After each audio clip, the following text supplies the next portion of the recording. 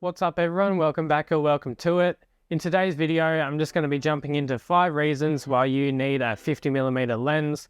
I thought I'd help you beginners out in today's video by showing you guys my 50mm lens and how it helped me out. I learned a lot of things on this lens and it improved my photography and video a lot, and it's still probably my favorite lens to date.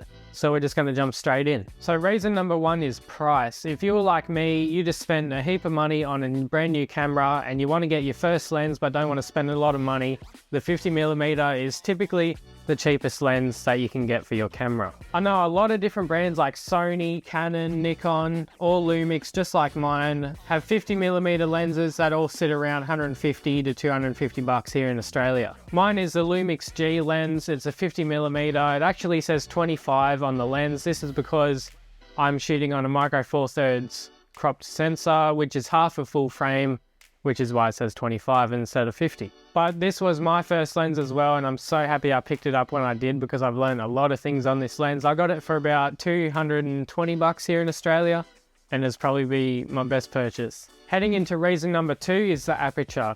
If you're like me and ended up getting a kit lens or maybe even no lens with your camera, my kit lens was a 3.5 aperture, which isn't the best and definitely not the best in low light situations. If you guys upgrade to a 50mm lens, the most common f-stops for these lenses are about 1.7 or 1.8. The Lumix 50mm that I shoot with is a 1.7, and it's such a brand new learning curve. Definitely if you're a beginner, I recommend this lens a lot. Even if you're on other brands like Canon, Sony, Nikon, Olympus, something like that. If you're on any other brands, I highly recommend picking these up as your first lens. Such a brand new learning experience as you get to play around with the aperture. The wider aperture on these lenses can brighten up your photos and videos a lot, which helps your camera out in low light, especially if you're shooting on a budget camera. And you also get those nice blurry backgrounds that you see in photos and videos. Jumping into reason number 3 is the focal length. 50mm is the closest focal length you can get to the human eye, so these photos and videos look a lot more natural and will make people look a lot more natural as well. It's the perfect focal length to cover just about any type of photo and video, as it's not too wide and not too telephoto. This is a great lens to start out on portrait photography. All of my portrait shoots have been on this lens right here.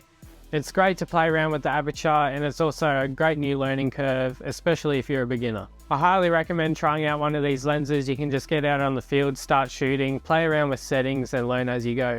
Another reason why these are really good for portraits and just photos of faces is because it has the perfect amount of compression. Doesn't have too much compression, doesn't have too little, doesn't distort faces or eyes or anything like that. You can focus on someone's eye, get nice close-up macro shots and portrait shots as well, and they come out looking super good.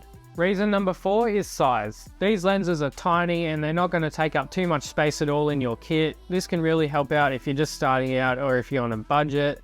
Maybe you don't have a huge camera bag or you don't want to be lugging around huge lenses. This is definitely the lens for you. They all come with a lens hood that's nearly the length of the lens, which is pretty funny, but even with this thing on, it is still so small.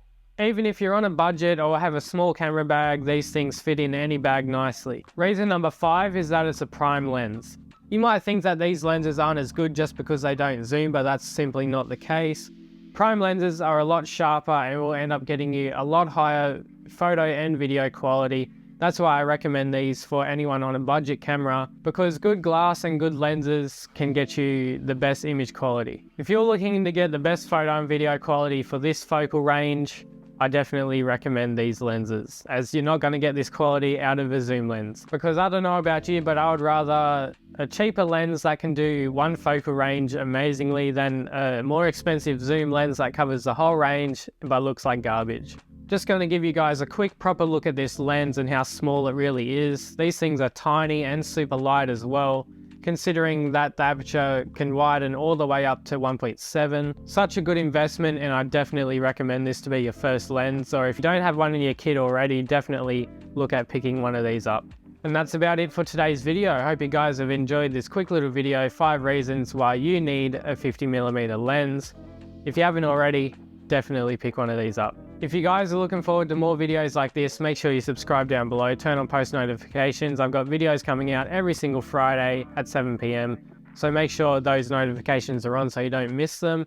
Leave a like while you're down there. If you got any more video ideas for me, let me know down in the comments down below. Let me know if you enjoyed this video while you're down there. But other than that, thank you for watching, and I'll see you in the next video.